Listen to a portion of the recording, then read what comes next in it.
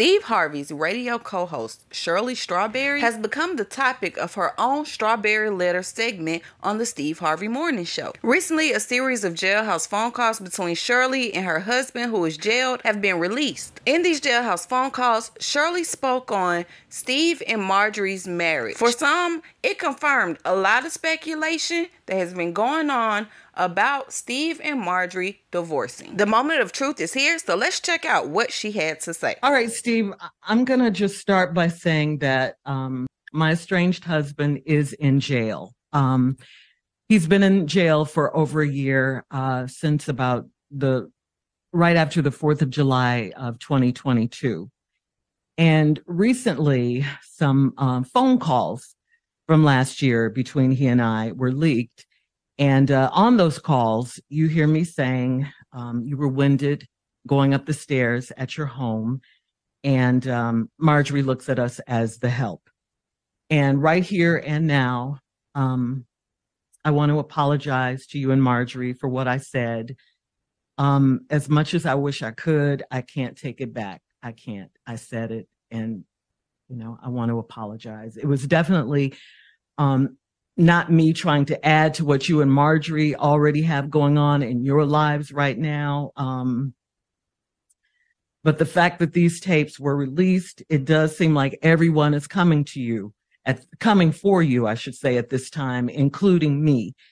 But in reality, the tapes have nothing to do with what you and Marjorie have going on. It was just me running my mouth in a private conversation, or what I thought was a private conversation. And again, I apologize. I feel terrible. I make no excuses. You know, I said what I said, and there's no denying it. There's no taking it back. Back then, when the phone calls happened, I was trying to stand by my man, be supportive wife. You know, I've been married to this man for 8 years. I had no idea that all this was going on with him. I had no idea. And the charges that he's facing are horrific. They are really bad. I for sure did not want your name mentioned in any kind of way associated with my mess. I want to clear something up, Steve. You did not introduce me to him. I met him through a friend. I should say an ex-friend now. Anyway, so back to what I was saying. I had to tell you, he was in jail. It was going to come out.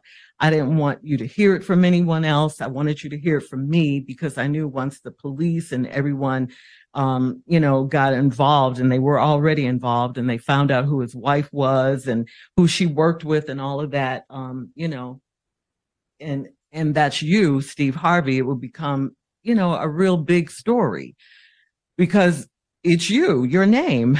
I was embarrassed. I was hurt. You know, I felt so stupid, and, you know, I felt betrayed, humiliated. You know, it was just terrible. I mean, I kept saying to myself, how is this my life? You know, police and jail and all of this. It was just something that I didn't, you know, I'd never experienced anything like this. I mean, I had no idea that those tapes would be released to the world. You know, I knew that they were being recorded, but I didn't know that they were going to go out to the world. I mean, I was just trying to make conversation with him, trying to, you know, just get him to think about something other than where he was. You know, I was telling him about my day, this particular day, and that was the day we were talking about, you know, on the phone when I said those things about you, and the things that you heard and the world heard. And cut to today, I haven't spoken to him in quite some time. Divorce proceedings are underway.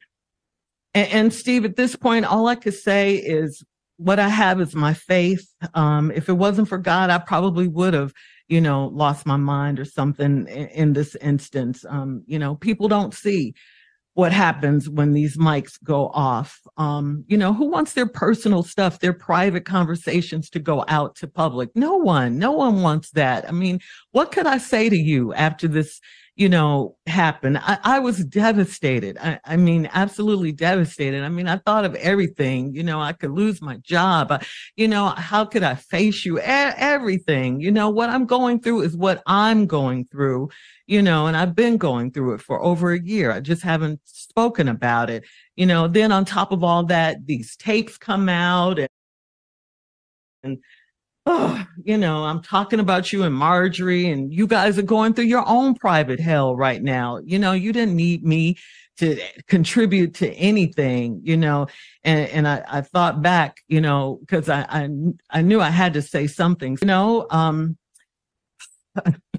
Sure. And the reason I'm here before you now, I wanted to say it live on the radio, is because your name is in it. We've been friends for a long time, Steve, and these jail calls were made public, and I wanted to give you and Marjorie a public apology and to ask for your forgiveness publicly.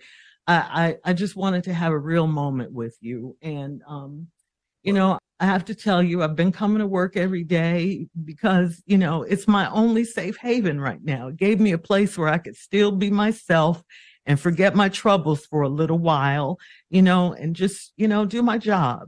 I want to thank you guys. I want to thank you, of course, Steve, Tommy, Junior, and of course, my girl Carla, for the space and the grace that you guys have shown me. This is a very difficult time in my life, if you can imagine. I love you guys. We're family, and I thank you. And I just want to thank everyone. I'm just trying to live. I'm sorry for what you and your wife are going through right now in your life. And I hate your names were dragged into my drama because you certainly don't deserve it. Well, there you have it. Shirley Strawberry apologized to Steve Harvey for the things that she said about he and Marjorie in her jailhouse conversations with her husband, Ernesto. And while this is being labeled an apology, I see it as more of a beg to keep her job. I'll be staying tuned to see how this radio show goes from here on out. I'm curious if but look, y'all stay tuned. Make sure you follow and subscribe so that you can hear what Steve Harvey's response was to her on all of this. And we'll see you on the next one.